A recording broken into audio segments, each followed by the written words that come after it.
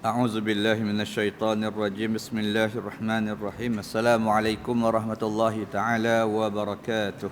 Jadi pada malam ni kita menyambung membincangkan beberapa lagi persoalan-persoalan kupasan Imam Fakhruddin Ar-Razi berdasarkan penulisan yang mengambil kira pandangan beliau dalam persoalan yang berkaitan dengan syurga Allah Subhanahu wa taala sebagaimana yang terdapat di dalam kitab tafsir yang dikarang oleh Imam Fakhruddin Ar-Razi. Kita masih membincangkan tentang beberapa persoalan yang berkaitan dengan penduduk ataupun mereka yang diberikan keizinan oleh Allah Subhanahu wa taala untuk menjadi penghuni syurga.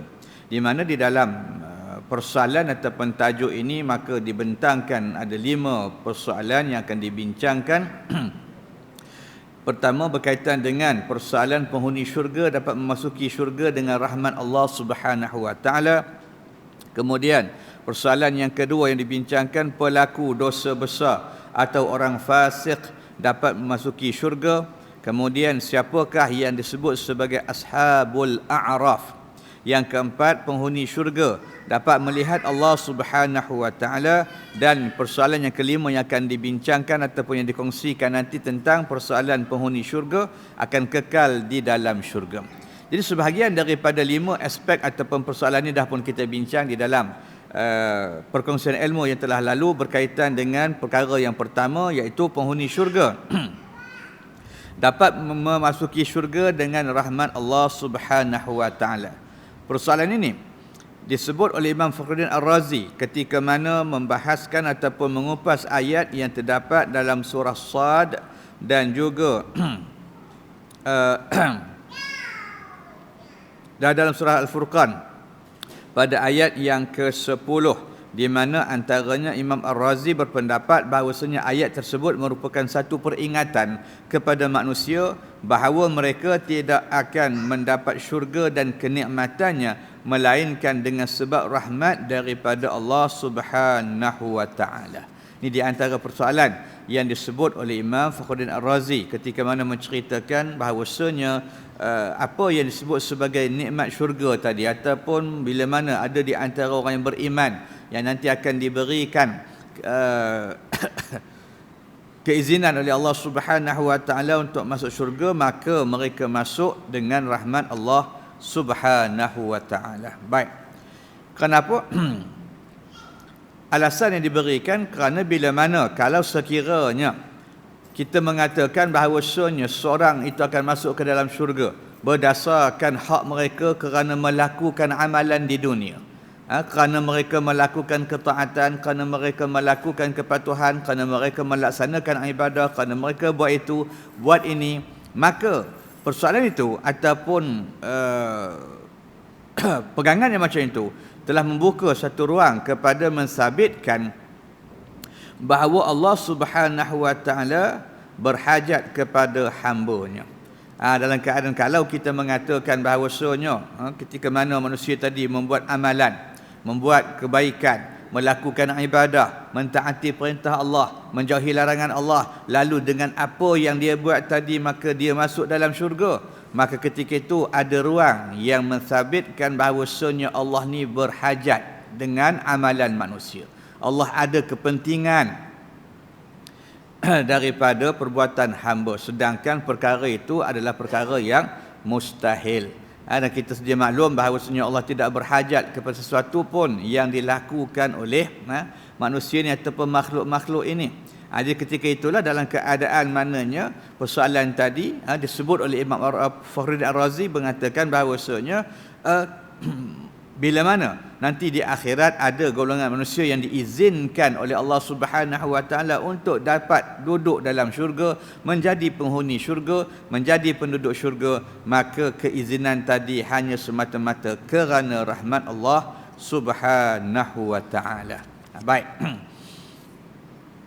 Maka Imam Ar-Razi juga berpendapat bahawasanya lafaz kurniaan ataupun apa juga perkara yang menceritakan tentang maknanya syurga ini merupakan kurniaan Allah Subhanahu wa taala yang berkaitan dengan perkara-perkara yang mampu dilakukan oleh seorang yang mukallaf sebagai usaha yang merupakan sebab kepada kelayakan ataupun berhaknya seorang yang mukallaf mendapat syurga melalui janji baik Allah Subhanahu wa taala. Jadi bila mana orang menyatakan nanti kalau dah kita ni mana kata dah buat amalan tidak menjamin syurga, buat kebaikan tak jamin dapat syurga, tak nak buat jahat pun tak jamin dapat syurga, habis kenapa nak buat baik? Habis kenapa mana kata mengelakkan diri daripada melakukan kemungkaran? Dah kalau kita katakan bahawasanya nanti masuk syurga tu dengan rahmat Allah, maka terpulanglah Allah tadi nak masukkan pun boleh masukkan, kalau nak keluarkan atau kalau tak masukkan pun dia boleh tak masukkan manusia dalam syurga. Maka dijawab oleh para ulama dalam masalah apa yang disebut sebagai persoalan tadi, bahawasanya segala apa yang disebut sebagai kurniaan syurga dan juga nikmat-nikmat yang terdapat di dalamnya merujuk kepada persoalan kurniaan Allah yang berkaitan dengan perkara-perkara yang mampu dilakukan oleh seorang yang mukallaf. Maksudnya apa yang kita buatnya sebagai usaha, sebagai ikhtiar, sebagai mencari jalan untuk kita mendapat sesuatu yang Allah dah janjikan. Dan kita sedia maklum bahawasanya Allah telah menjanjikan untuk diberikan kurniaan baik kepada mereka yang beriman, yang beramal saleh, dan menjanjikan balasan yang setimpal kepada mereka yang melakukan maksiat dan kemungkaran. Jadi untuk mendapatkan hak itu tadi, untuk menempatkan diri menjadi orang yang berkelayakan mendapat apa yang dijanjikan oleh Allah, maka itulah apa yang kita buat sebagai usaha. Beribadah kepada Allah, mentaati perintah Allah, melaksanakan apa yang disuruh, menjauhkan apa yang dilarang. Maka untuk menjadi ataupun untuk mencari jalan supaya kita berhak untuk mendapat syurga Allah Subhanahu wa taala. Namun bila mana kata kita dapat, maka itu semata-mata kurniaan daripada Allah Subhanahu wa taala setelah mana kita berusaha dan Allah memperkenankan usaha kita, menjadikan kita tadi dapat untuk mana kata mengecapi ataupun memperolehi apa yang dijanjikan oleh Allah Subhanahu wa taala. Maka itu yang disebut sebagai persoalan yang dinamakan sebagai hak ataupun sebagai mana kata perkara ketika mana yang bila mana kata kita masuk ke dalam syurga ataupun ada orang beriman dimasukkan ke dalam syurga, maka masuknya mereka tadi hanya kerana rahmat Allah Subhanahu wa taala. Maka justru ayat yang demikian ialah limpah kurniaan Allah Subhanahu wa taala yang diberikan kepada sesiapa yang dikehendakinya adalah khusus atau hanya diisyaratkan kepada golongan yang berhak mendapat syurga, iaitu orang-orang yang beriman dan beramal saleh. Selain daripada itu, ayat berlumba-lumbalah kamu mengerjakan amal-amal yang baik untuk mendapat keampunan daripada Tuhan kamu. Dalam surah dan ayat yang sama juga ditunjukkan khusus kepada orang mukmin sahaja. Maka ini menjelaskan kepada bahawasanya kurniaan Allah Subhanahu wa taala adalah merujuk kepada sebab terhasilnya usaha di kalangan seorang yang mukallaf dan bukannya berdasarkan pemberian syurga semata-mata. Jadi bermakna amalan yang kita buat ni, apa juga yang kita laksanakan ni, ialah usaha kita, ikhtiar kita untuk mendapat kelayakan, untuk melihat kepada persoalan nak dapatkan hak untuk menduduki apa yang disebut sebagai janji Allah Subhanahu wa taala,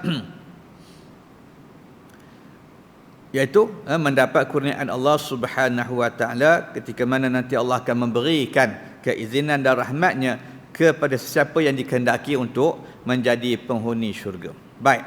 Kemudian bila mana kita menyatakan bahawasanya persoalan yang berkaitan dengan usaha dan ikhtiar ini, di mana dia berkait dengan persoalan yang disebut sebagai petunjuk daripada Allah ataupun ada sesuatu yang menyebabkan kita nak berusaha, ada sesuatu yang menyebabkan kita nak berikhtiar untuk menempatkan diri menjadi orang yang layak, menjadi orang yang berhak untuk mendapat apa yang dijanjikan oleh Allah Subhanahu wa taala.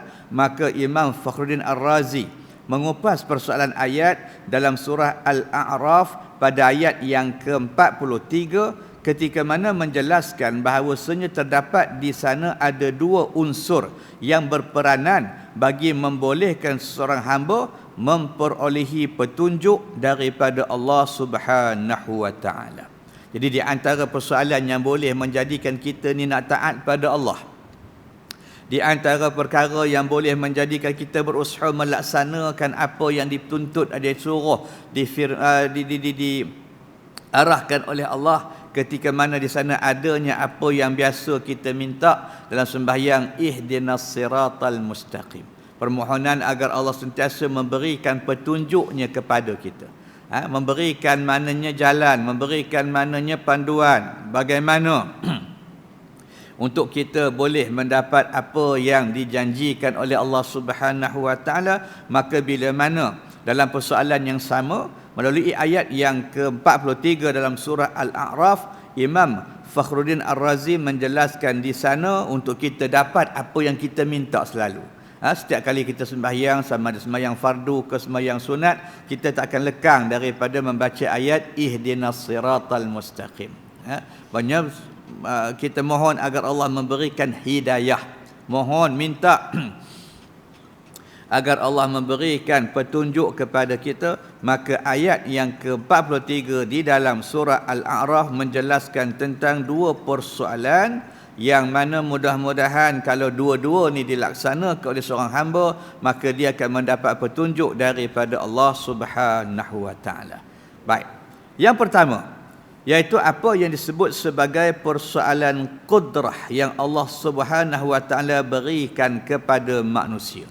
Kekuatan dan kemampuan yang Allah beri pada kita untuk kita berusaha, untuk kita mencari, untuk kita melakukan apa yang diperintahkan oleh Allah Subhanahu wa taala. Itu unsur yang pertama. Baik. Yang kedua adalah apa yang disebut sebagai dorongan yang kuat ataupun yang diistilahkan sebagai ad-da'iyah al-jazimah. Mana satu dorongan, satu maknanya keazaman, sesuatu yang mencetuskan perkara dalam hati, dalam diri tadi bagi melakukan sesuatu perkara. Baik. Maka kedua-dua unsur ini bergantung antara satu sama lain bagi membolehkan seseorang itu mendapat al-fadilah daripada Allah Subhanahu wa taala. Ini kerana jika salah satu daripada kedua-dua unsur tersebut tidak diberikan kepada manusia, maka satu sahaja tidak akan menghasilkan kesan ataupun athar. Maksudnya kena ada dua-dua sekali. Bermakna nak dapat hidayah yang kita minta daripada Allah tu, kita kena gabungkan dua unsur tadi. Iaitu pertama, kekuatan untuk melaksanakan apa yang disuruh oleh Allah, dan yang kedua ada dorongan yang kuat dalam diri. Kerana kalau salah satu tak ada, dia tak jadi. Kadang-kadang ada orang ada maknanya kekuatan untuk melakukan sesuatu kebaikan, tapi tidak didorong dengan dorongan yang kuat, maka kebaikan tadi tinggal niat gitu ajalah. Walaupun mungkin itu juga merupakan satu kebaikan, melaksanakan atau berniat melakukan kebaikan, tetapi kalau tak didorong oleh dorongan yang kuat dalam diri tadi, walaupun dia berkemampuan, walaupun dia berkeupayaan, walaupun dia kuat, tapi dia tidak mendatangkan kesan apa-apa dari sudut perbuatan. Begitu juga kalau ada dorongan yang kuat dalam diri tapi tidak mana kata diiringi dengan kemampuan dan keupayaan, maka dia juga tidak mendatangkan kesan apa-apa. Sebagaimana orang yang kadang-kadang dia terasa nak buat satu kebaikan, terasa nak buat satu perkara yang disuruh oleh Allah Subhanahu wa taala, tapi kemampuan dia terbatas. Orang yang misal kata nak pergi sembahyang, nak pergi buat kebaikan, nak pergi nak melakukan sesuatu perkara yang Allah suruh, tapi kemampuan diri dia tadi terbatas. Dia tak larat, dia tak mampu, dia tak boleh, maka pun dalam keadaan itu dia tidak memberikan apa-apa kesan kepada persoalan mana kata hidayah dan petunjuk tadi. Jadi ketika itu kata Imam Fakhruddin Ar-Razi, bermakna sesuatu perbuatan akan terbentuk ekoran daripada gabungan kedua-dua unsur tersebut, iaitu qudrah dan dorongan yang kuat bagi melakukan sesuatu, dan ini menjadi sebab kepada terhasilnya petunjuk daripada Allah dengan takdir dan ketentuan dia.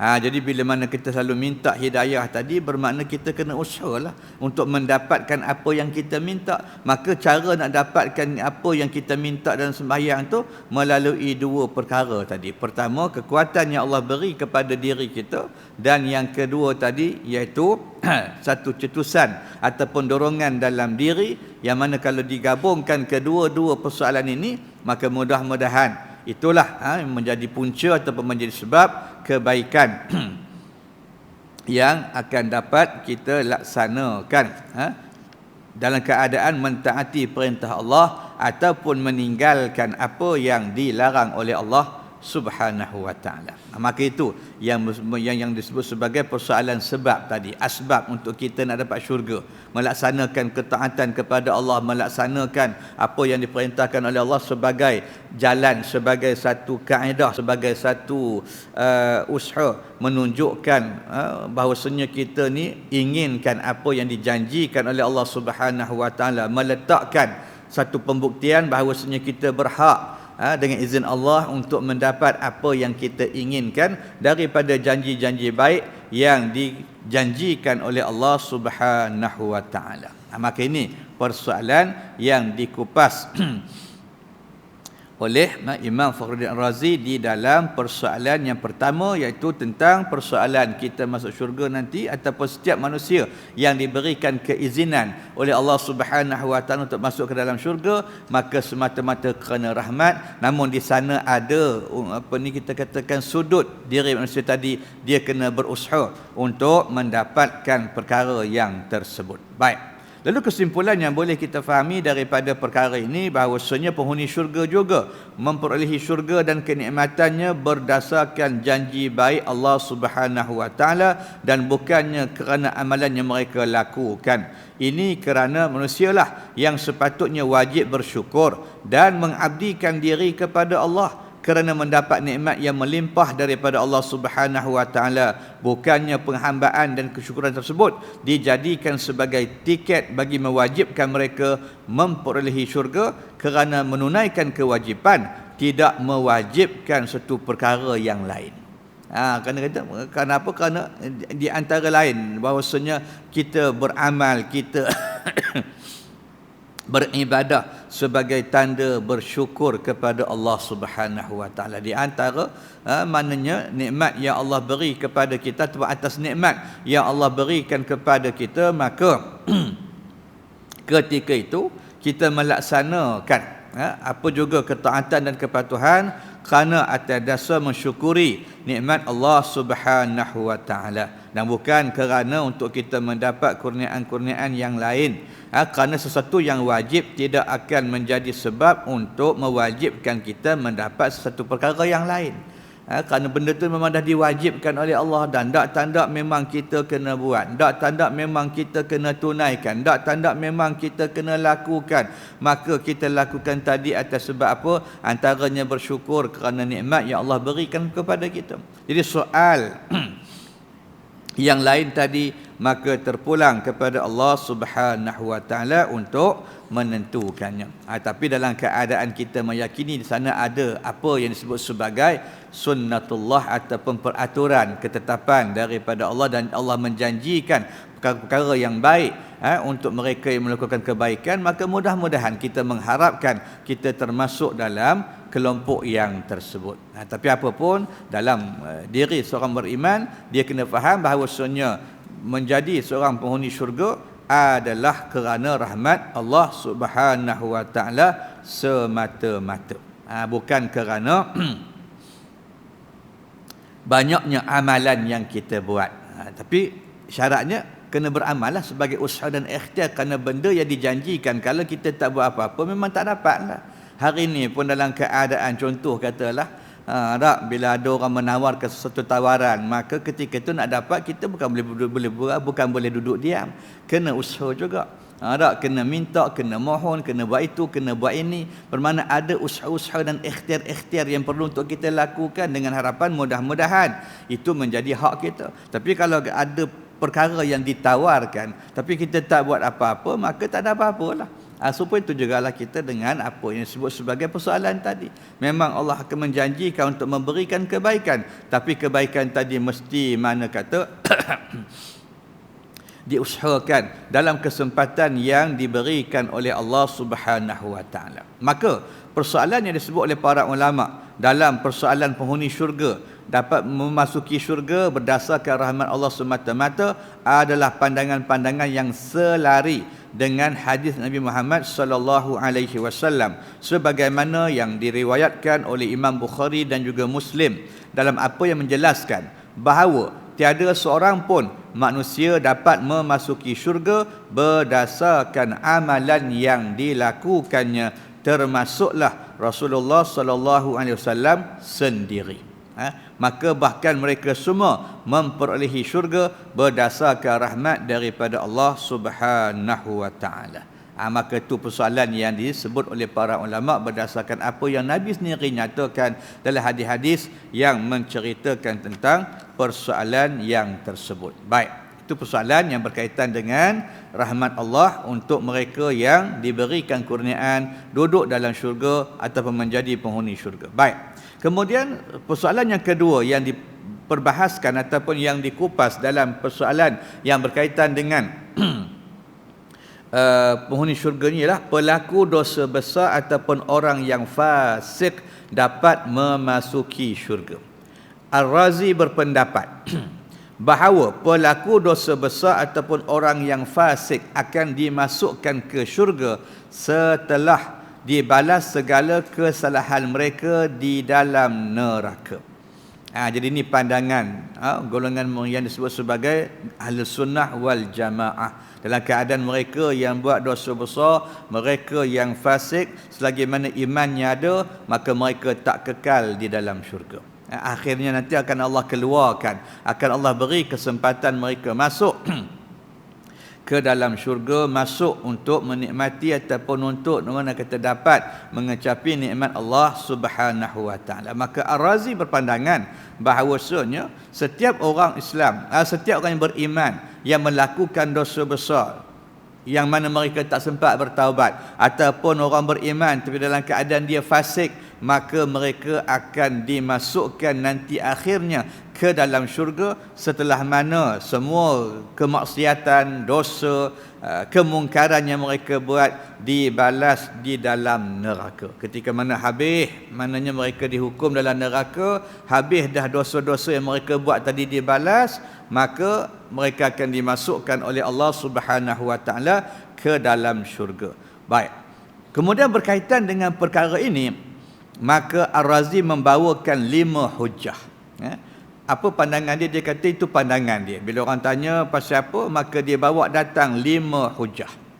5 alasan, 5 sebab untuk menyokong ataupun menyatakan pandangan dia. Menyatakan bahawasanya seorang yang melakukan dosa besar tapi dengan syarat dia beriman, dan orang yang fasik di kalangan beriman ini, maka dia akan masuk ke dalam syurga Allah Subhanahu wa taala. Pertama, kata dia, sesiapa yang telah beriman dan melakukan amal yang soleh seperti menunaikan sembahyang, berpuasa, menunaikan zakat, mengerjakan haji dan ibadah-ibadah yang lain, maka dia telah diakui dan diiktiraf sebagai seorang mukmin yang beramal soleh. Maka sesiapa yang telah pun diiktiraf sedemikian berhak tergolong ke dalam golongan ahli syurga, walaupun selepas daripada itu dia melakukan dosa besar dan tidak sempat bertaubat. Itu alasan dia. Maka mereka akan diazab di neraka dengan kadar dosa yang mereka lakukan, kemudian dipindahkan ke syurga. Kenapa? Kerana ada jaminan dah. Ketika mana orang yang mengucap 2 kalimah syahadah, yang beriman kepada Allah, kemudian dia mana kata menunaikan sembahyang, dia puasa, menunaikan ibadah zakat, kemudian melakukan ibadah-ibadah lain, maka dari segi hukumnya dia dah dikira sebagai seorang mukmin yang beramal soleh. Jadi bila ada gelaran itu, Bila ada makna kata pengakuan tersebut, maka pengakuan tadi memberikan maknanya hak kepada dia untuk digolongkan ke dalam golongan ahli syurga. Walaupun mungkin lepas itu dia melakukan dosa besar, dia menjadi seorang yang fasik dan tidak sempat bertaubat setelah mana dia sebelum kata dia meninggal. Jadi kelayakan tadi ataupun hak tadilah yang akan menyebabkan mereka akhirnya setelah mana diazab oleh Allah Subhanahu wa taala, dihukum dalam neraka, maka akan dipindahkan ke dalam syurga. Itu alasan hujah yang pertama, kata Imam Ar-Razi, menyokong ataupun menguatkan pandangan dia, mengatakan semua orang yang melakukan dosa besar ataupun mereka yang fasik, selagi mana mereka beriman dan iman itu sah, maka mudah-mudahan mereka akan dapat masuk ke dalam syurga. Pertama kerana kelayakan tadi, kerana adanya hak yang diberikan untuk dia masuk ke dalam syurga dengan izin Allah. Baik. Yang kedua, maksud lafaz min pada ayat dalam surah An-Nisa ayat yang ke-124 yang berbunyi a'udzubillahi minasyaitonirrajim wa man ya'mal minas salihin. Ada kalimah minan, min ada daripada, kita kata, dan sesiapa yang mengerjakan daripada amal-amal yang soleh. Maksudnya min tu kebiasaannya kita sebut kata daripada tu sebahagian lah, mungkin tak banyak tapi ada. Sebahagian ataupun sebahagian benda-benda yang baik, sebahagian benda-benda yang disuruh. Lalu dalam ayat tadi Allah kata wa man ya'mal minas salihat, dan sesiapa-siapa saja di kalangan orang yang beriman ini tadi yang mengerjakan sebahagian daripada perkara-perkara yang soleh. Jadi berdasarkan kepada maksud min itu yang merujuk kepada erti sebahagian, bukan semua, sebahagian. Maksudnya sebahagian itu mungkin ada dua tiga benda yang dia buat di samping kemaksiatan yang banyak, tapi di celah-celah maksiat yang banyak tadi ada benda-benda baik yang dia buat. Maka ini menunjukkan bahawa apabila seseorang manusia melakukan sebahagian amalan yang soleh dalam keadaan dia beriman, maka dia berhak mendapat ganjaran syurga daripada Allah Subhanahu wa taala, serta diberikan kenikmatan yang tidak terhitung kerana mereka tak mampu melakukan segala amal soleh semasa di dunia ini. Manakala bagi mereka yang lebih kental iman serta banyak amalan dan ketaatan kepada Allah, maka semestinya mereka wajib dari sudut syarak mendapat syurga Allah Subhanahu wa taala. Jadi meletakkan apa juga yang kita sebut sebagai hak tadi tu kelayakan. Sepaling tidak dalam hidup ini, maka sekurang-kurangnya adalah amalan yang kita harap semudah-mudahan menjadi sebab untuk kita mendapat syurga Allah Subhanahu wa taala, walaupun mungkin mana kata tak sebanyak orang lain, kerana iman yang Allah beri itu dalam keadaan kita guna lain-lain. Ada orang ni iman dia mungkin dalam keadaan dia tak guna dengan sepenuh kapasiti yang ada. Dia guna sikit je, macam orang bawa kereta lah tak. Kadang-kadang ada orang bawa kereta tu laju ke main. Setengah orang tu sedang-sedang aja, setengah tu slow aja.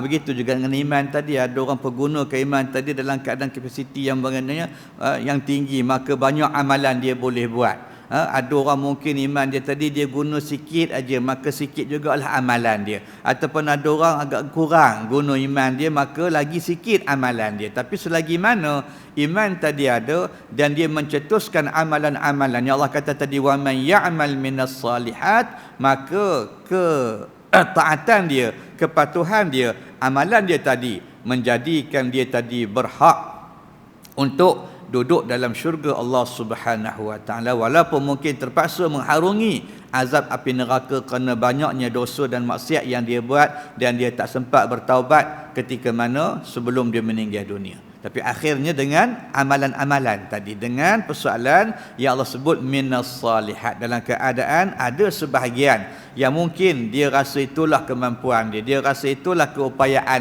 dia rasa itulah yang dia boleh lakukan. Maka itu hujah yang kedua berdasarkan ayat Allah Subhanahu wa taala surah An-Nisa dalam ayat yang ke-124. Baik. Yang ketiga, Al-Quran hanya menyebut berkenaan azab terhadap orang fasik dengan menggunakan lafaz kekal ataupun al-khuld sahaja, tanpa disusuli dengan lafaz al-ta'bid ataupun selama-lamanya. Jadi bila mana dalam Quran kata Imam Fakhruddin Ar-Razi, bila mana menceritakan tentang azab yang akan dihadapi oleh golongan yang fasik, maka kalimah yang Allah gunakan bagi menggambarkan sifat dan suasana azab tadi, maka digunakan lafaz kekal, tidak digunakan lafaz abadan. Kekal tapi tidak diiringi dengan perkataan selama-lamanya. Baik, maka berdasarkan kepada persoalan ini, wujud kesepakatan ijma' mengatakan bahawa golongan fasik akan dimasukkan ke dalam syurga dan kekal di dalamnya selepas mereka diazab kerana dosa mereka. Kerana mereka hanya masuk tapi tak duduk situ sampai bila-bila. Kerana itu lafaz yang Allah gunakan menceritakan di dalam persoalan yang berkaitan dengan persoalan mana kata azab yang dikenakan kepada orang yang fasik, dia duduk kekal tapi taklah diiringi dengan persoalan sifat selama-lamanya. Bermakna dia duduk sekejap dalam tu, kekal untuk apa? Untuk diadili, untuk dibalas dosa-dosa dia. Maka lepas itu dia akan dikeluarkan daripada neraka dan akhirnya diberikan kesempatan untuk masuk ke dalam syurga Allah Subhanahu wa taala. Tapi dengan syarat tadilah masih ada iman itu tadi. Kerana kalau iman tu tak ada, memang confirm tak ada dah. Cuma dalam keadaan maksudnya persoalan usaha tadi, tu dia. Persoalan usaha yang sedikit tu menyebabkan dia lambat untuk mendapat apa yang dia hak, apa yang dia berhak. Tapi kalau orang tadi usahanya ramai, usahanya banyak, usahanya kuat, maka mudah-mudahan cepatlah dia berhasil untuk memperolehi apa yang dia hajatkan. Namun dia tetap ada hak di situ, tetap dia ada ruang untuk dapat duduk dalam syurga Allah Subhanahu wa taala. Itu alasan yang ketiga yang diberikan oleh Imam Fakhruddin Ar-Razi dalam menceritakan pandangan mengatakan orang yang fasik, orang yang mana kata melakukan dosa besar, mereka takkan kekal di dalam neraka. Baik. Yang keempat, Imam Ar-Razi mengupas ayat yang ke-72 surah yang kelima, itu surah Al-Maidah, yang mana Allah menyatakan a'udzubillahi minasyaitonirrajim, innahu man yushrik billahi faqad harramallahu alaihi aljannah wa ma'wahu an-nar wa ma lidh-dhalimin min ansar. Yang bermaksud bahawasanya sesiapa yang menyekutukan Allah Subhanahu wa taala dengan sesuatu yang lain, maka sesungguhnya Allah Subhanahu wa taala telah mengharamkan kepadanya syurga dan tempat kembalinya adalah neraka, dan tiadalah seorang penolong pun bagi orang-orang yang berlaku zalim. Maka ayat ini kata Ar-Razi adalah menjelaskan perihal keadaan orang yang menyekutukan Allah Subhanahu wa taala, di mana mereka akan diharamkan daripada memasuki syurga dan akan ditempatkan di dalam neraka, dan tidak akan ada seorang yang boleh membantu dan memberikan syafaat kepada mereka di sana. Maka ayat ini juga membawa maksud dari sudut yang lain, bahawasanya keadaan orang yang fasik di akhirat adalah berlainan dengan keadaan orang yang menyekutukan Allah Subhanahu wa taala. Yang Allah sebut dalam ayat tadi ialah wa may yusyrik billah. Mereka yang menyekutukan, mereka yang mensyirikkan Allah Subhanahu wa taala, maka ni golongan yang Allah haramkan syurga kepada mereka, yang mereka akan ditempatkan terus dalam neraka. Yang mereka dikira sebagai golongan yang zalim, dan tidak ada sesiapa pun yang akan membantu, yang akan memberikan pertolongan, yang akan memberikan apa-apa manfaat kepada mereka di akhirat. Maka apa yang boleh kita faham, kata Imam Ar-Razi, ayat ini juga membawa maksud bahawasanya orang yang fasik dengan orang yang syirik, orang yang menyekutukan Allah ni dia tak sama. Sebab kalaulah mereka sama, apakah faedahnya Allah menjelaskan balasan sedemikian bagi orang yang mensyirikkan Allah? Kalau dah sama semuanya, orang zalim serupa, orang kafir yang syirik yang syirik serupa, yang fasik serupa, buat apa Allah kata wa man yusyrik? Kenapa dikhaskan, kenapa ditentukan, kenapa dikhususkan bahawasanya orang yang syirik sahaja yang diharamkan? Maka ini menunjukkan bahawasanya golongan mereka yang fasik berbeza dengan golongan yang musyrik, di mana mereka masih beriman dan menganggap larangan yang mereka lakukan sebagai perbuatan khianat dan maksiat tanpa meyakini perbuatan tersebut halal di sisi Allah Subhanahu wa taala. Oleh itu, oleh kerana perbuatan maksiat mereka juga tidak berterusan, maka mereka juga tidak kekal di dalam neraka. Jadi bezanya orang fasik ni dalam keadaan dia masih beriman, cuma kefasikan dia tu dalam keadaan yang disebut oleh para ulama, golongan fasik ni mereka yang sentiasa mengekalkan dosa-dosa kecil dan melakukan dosa-dosa besar. Itu pun dalam keadaan bukan kerana perkara tadi halal, mungkin kerana perbuatan khianat yang terhasil daripada kelemahan iman yang ada. Mungkin terhasil daripada sudut pandangan yang mana kata mereka melihat perkara itu tak ada apa-apa, ataupun mungkin kerana mereka dalam keadaan tidak bersungguh-sungguh melawan tuntutan hawa nafsu yang ada dalam diri, tetapi masih mengatakan perkara tersebut merupakan dosa. Ataupun mungkin mereka ni golongan yang menangguh-nangguhkan persoalan taubat, tahu kata dosa ni, mana kata dia buat tak sembahyang, tak puasa, berjudi dan sebagainya, tahu kata itu dosa, memang dalam hati kecil tahu dia rasa bersalah, tapi dia masih menangguh-nangguhkan. Tiba-tiba tak ada, mana kata bertaubat, meninggal. Maka ketika mana perbuatan itu mereka lakukan dalam keadaan mereka masih beriman, dalam keadaan mereka melihat bahawa perbuatan yang mereka lakukan itu sebagai satu dosa, tetapi meyakini bahawa perkara itu tak halal di sisi Allah, maka inilah yang membezakan mereka daripada golongan orang yang musyrik. Jadi bagaimana bila Allah haramkan orang musyrik masuk syurga, maka ketika itu golongan fasik tak masuk dalam ayat tadi. Menunjukkan bahawasanya mereka mempunyai apa yang disebut sebagai persoalan hak untuk masuk ke dalam syurga Allah Subhanahu wa taala. Maka itu yang disebut sebagai persoalan hujah yang keempat. Manakala golongan kafir dan musyrik pula beranggapan dengan penuh yakin bahawa perbuatan kufur mereka yang mereka lakukan adalah sebagai ketaatan dan keimanan mereka kepada Tuhan mereka sehinggalah mereka mati.